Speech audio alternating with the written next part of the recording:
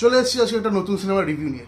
কি সিনেমা তোমরা সবাই জানো, আজকে স্ত্রী টু আর ভেদার সাথে রিলিজ হয়েছে আরেকটা সিনেমা, এক্স্যাক্টলি অক্ষয় কুমারের খেল খেলমে।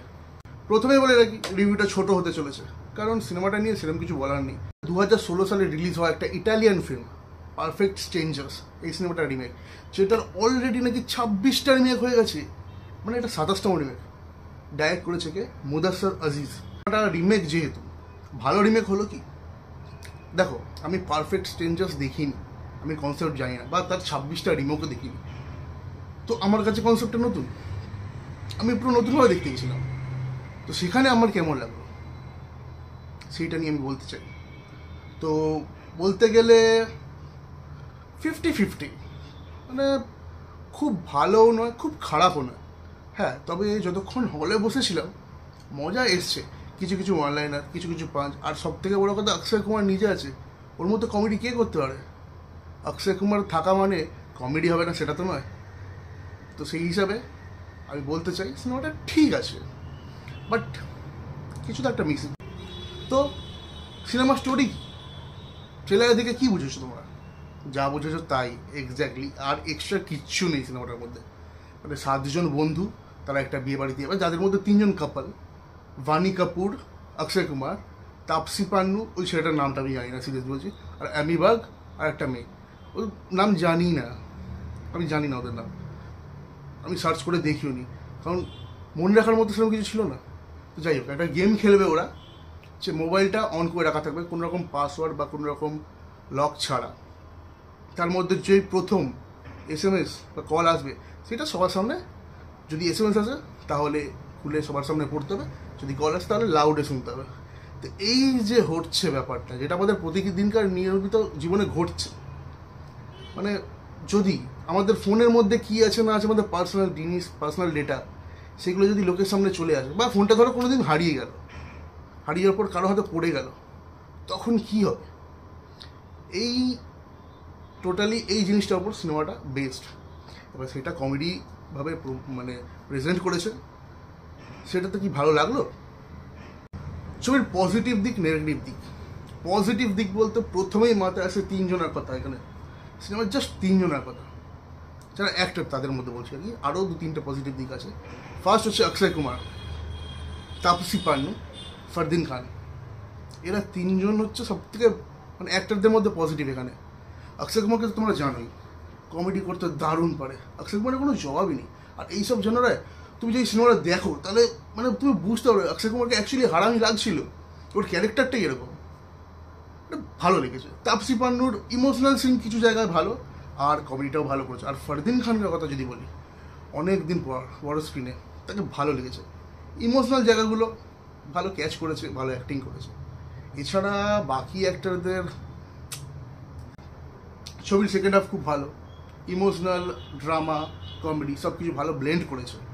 তো মোটামুটি ওভারঅল সিনেমাটা তুমি দেখতে পারো, মজা পাবে। কিছু কিছু জায়গায় অক্ষয় কুমার আর তাপসি পান্নুর কিছু ওয়ানলাইনার জোকস বা কমেডি জায়গাগুলো হিলারিয়াস লেগেছে। ফরদিন খান খুব ভালো পারফরমেন্স দিয়েছে। এই কিছু জিনিস ছাড়া বাকি আমার কাছে সেরকম কিছু লাগলো না।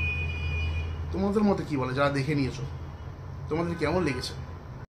এবার চলে আসি ছবির নেগেটিভ দিকগুলো নিয়ে। সেটা প্রথম নেগেটিভ দিক আমার কাছে লেগেছে, প্রথম সেটা হচ্ছে এটা ইন্ডিয়ান সিনেমা মনে হচ্ছিল না, টোটালি বাইরের মনে হচ্ছিল। মানে হ্যাঁ জানি রিমেক করেছো, তাহলে পুরোটা বাইরের মতো দেখাবে, ইন্ডিয়ান কোনো টাচ নেই। কীভাবে এটা, কীভাবে মানুষ রিলেট করবে, কীভাবে? কোনো দিক থেকে ইন্ডিয়ান মনে হচ্ছিল না। লাভটা কী? ক্লাইম্যাক্সে কিছু জায়গায় হাসায়, ভালো হাসায়, বাট পোষায়নি ভাই। মানে ড্রামাটিক কমেডি দুটো মিলিয়ে ঠিক ভালো লাগলো না, ঠিক পোষায়নি ভাই, সিরিয়াসলি কিছু পোষায়নি, মজা পাইনি সেরকম কিছু। ক্লাইম্যাক্সের দিকটা গিয়ে যেন মানে হেজিয়ে দিয়েছে, এরকম টাইপের ব্যাপার। এবার যদি চলে আসি তাহলে ভানি কাপুরের কথা বলো। দেখো অ্যাক্টার ভালো, খারাপ নয়, পারফর্ম ভালো করে, খারাপ করে না, কিন্তু ওকে ক্যারেক্টারগুলো কেন এরকম দেয় বুঝতে পারি না। মানে ওকে তো কাজে লাগাতে পারি কিছু, হ্যাঁ কোনো কাজের লাগায়নি, মানে ডিসঅ্যাপয়েন্টমেন্ট। ভানি কাপুরের এবার থেকে একটু রোল চুজ করা দরকার, চুজ করে করে কাজ করা দরকার। মানে হ্যাঁ বড়ো স্টার কাস্ট আছে, চলো অক্ষয় কুমার আছে, আছে ঢুকিয়ে নাও, ওরকমভাবে তো হলে না। একটু রোলটা চুজ করো, তবে না ভালো লাগবে। আর ডাইরেক্টরটা কী দেখেছে ওর মধ্যে কে জানে। হ্যাঁ মানে বলা যায় শুধু রূপ দেখানোর জন্যই টাকা, মানে কিছু কিছু ছেলে তো বাণী কাপুরকে দেখতে যাবে, মানে ইনস্টাগ্রাম পোস্ট দেখে যেরকম মনে হয় সেই হিসেবে যাবে, তাই না কি? এমি বাগ পারেনি ভাই, পারেনি। সেই 83-তে ছিল, একটা নর্মাল রোল করে বেরিয়ে গেছিলো। তারপর রিসেন্ট যেটা এক্সাম্পল হচ্ছে ব্যাড নিউজ, ওখানেও ঠিক ছোটো রোল ছিল, পোষায়নি, ভালো হয়নি। ও কী করতে হবে, মানে সে একঘেয়েমি রোল করেছে। আর এরপরে যদি আসি তাহলে অক্ষয় কুমার গায়েব স্ক্রিন থেকে, মানে কমেডি গায়েব, এনজয়মেন্ট গায়েব, কিচ্ছু নেই। না অক্ষয় কুমারকে রেখেছো ভালো কথা, একটু কমেডি তো না, মানে আবার হাউসফুল 5-এর মতো না, ওই একটা বগাস মার্কা সিনেমা ওরকম বলিনি যদিও। আর একটা যেটা বড় প্রবলেম, সিনেমার সাথে সিনেমার মিউজিক ভালো না হলে না যায় না, ব্লেন্ড খায় না জিনিসটা। সিনেমার মিউজিক একদম ভালো না, সিচুয়েশনের সাথে বা সিনের সাথে ম্যাচ খায়নি। তো ওভারঅল মানে 50-50, দেখতে পারো না দেখতে পারো, যখন ওটিটিতে চলে আসবে তখন দেখো, কোনো প্রবলেম নেই। মানে সাবস্ক্রিপশনটা তো জলে যাবে না, কিছু তো দেখতে হবে, দেখে নিও। বেকার হলে যাওয়ার দরকার নেই। আমাদের কি, আমাদের পয়সা কুটকুট করে, দেখতে তো হবে রিভিউ করার জন্য, যার জন্য যাওয়া। ওভারঅল যদি বলি, খেল খেলমে সিনেমাটা একটা 50-50 রিসেন্ট মুভি, না দেখলে হলে কি না দেখলেও কোনো প্রবলেম নেই, ঠিক আছে। এর তাছাড়া স্ত্রী 2 তো আছে, ভালো ব্যবসা করছে। ভেদা আছে, ভেদা এখনও দেখিনি, ভেদা আমি আই থিঙ্ক কালকে দেখতেও দেখি, তারপর রিভিউ করবো। তো ওভারঅল খেল খেলমে একটা ডিসেন্ট সিনেমা, দেখতেও পারো না দেখতে পারো, না দেখলে খুব একটা মিস করবে না, ওটিটিতে আসলে দেখে নেবে, চাপ নেই।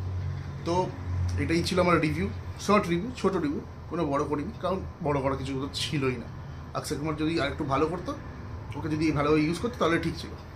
ওকে গাইস, তো আজকের জন্য এতটাই থাক, দেখা হবে নেক্সট ভিডিওতে। তোমরা সাবস্ক্রাইবটা করে নিও, আগের কথা মনে আছে তো? চলো টাটা।